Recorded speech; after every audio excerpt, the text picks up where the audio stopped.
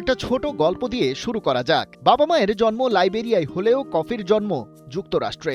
মনে প্রাণে তাই সে সাপোর্ট করছে টিম ইউএসএকেই। স্বাগতিক হিসেবে তারা খেলছে এবারের বিশ্বকাপ। ৩২ বছর পর ওরা হতে পেরেছে হোম টিম। কফির তাই আনন্দ আর ধরে না।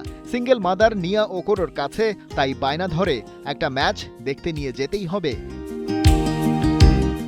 মা খুঁজে পেতে বের করেন তার জমানো টাকাগুলো, হিসেব মেলে না। তবু আশা দেখান। একটা রেস্টুরেন্টে ক্লিনিংয়ের কাজ করে নিউ ইয়র্কে পুরো একটা রুম ভাড়া করা যায় না। বাবা তো আর বেঁচে নেই। ল্যান্ডলর্ডের স্টোর রুমে একটা সোফা ভাড়া নিয়ে মা ছেলে থাকছেন কোনো মতে। কফি আলফা জেনারেশনের, টেকনোলজি তার বা হাতের খেল। টিকিট বুকিং সাইটে ঢুকতেই নজরে পড়ে প্রাইস ট্যাগে। মা ছেলে দুজনের টিকিটের দামে একটা অ্যাপার্টমেন্ট তো হয়েই যায়। কফি তার আবদার নিয়ে মায়ের সামনে আর দাঁড়ায় না, তবু তার স্বপ্নের ঘোড়া ছুটে চলে। গল্প থেকে বাস্তবে ফেরা যাক। প্রথম ধাক্কায় ফিফা টিকিট প্রাইসের যে স্ট্যান্ডার্ড সেট করেছে, সাধারণ খেটে খাওয়া মানুষ সেদিকে ফিরেও তাকাতে পারছে না আপাতত। তবে কফির যে গল্প বলা হচ্ছিল, তার মতো অনেকের মুখে হাসি ফুটতে পারে এটা জেনে যে গেল এক মাসে বেশ কয়েকটা ম্যাচের টিকিট প্রাইস পড়ে গিয়েছে।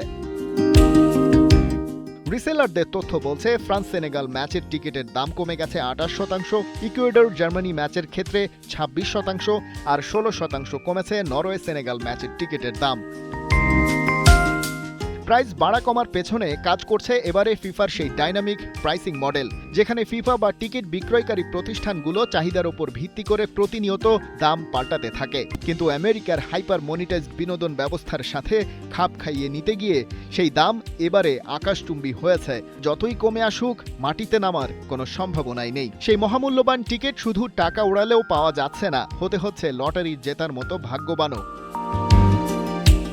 কিন্তু প্রশ্ন হচ্ছে, যে দাম কমার কথা বলা হচ্ছে তাতেই কি সেই টিকিট সাধারণ মানুষের নাগালে আসছে? নিউ ইয়র্ক কিংবা নিউ জার্সির ম্যাচগুলোর টিকিটের গড় দাম এখন $2,790, যা বিশ্বকাপের অন্য শহরগুলোর গড় দামের তুলনায় 118% বেশি, যা নিউ ইয়র্কের একজন রেস্টুরেন্ট কর্মীর সারা মাসের গড় আয়ের প্রায় সমান। 2026 বিশ্বকাপের ফাইনাল ম্যাচের একটি টিকিটের গড় দাম দাঁড়িয়েছে $12,500। রিসেল সাইটগুলোতে দেখা গেছে শুধুমাত্র টিকিট ফি $200 ছাড়িয়ে যাচ্ছে। যেমন ব্রাজিল বনাম মরক্কো ম্যাচের গ্যালারির একদম পেছনের সারির একজোড়া সিটের দাম পড়ছে প্রায় $2,900।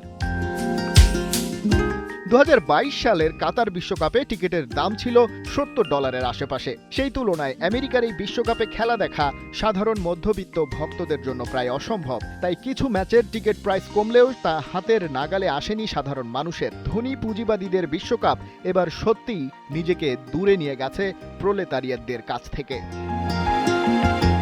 খালিদ জামিল, 71।